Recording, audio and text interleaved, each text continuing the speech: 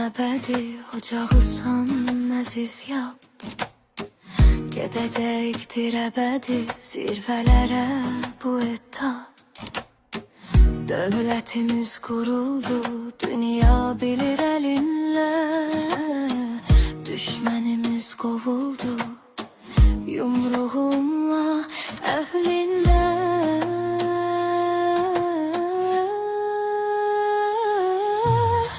Qarabağa yol aldın, Cıdır düzü Şuşada.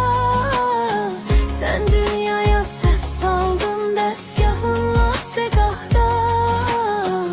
Əmin ol ki köksündə bu qəlb sənlə öyünür. O saf təmiz əzminlə bir eşq ilə döyünür.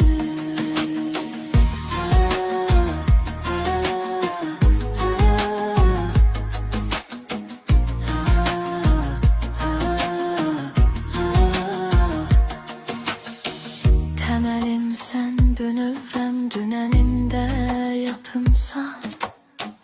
Bugünümdə sabahım, behişdə yol qapımsan. Səninlədir cənnətin talimə vizası. Qismətimə yön verən ulu öndər imzası.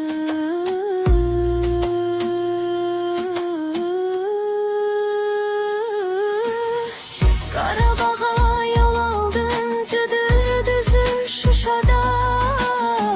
Sən dünyaya səs saldın, dəstgahınla Segahda.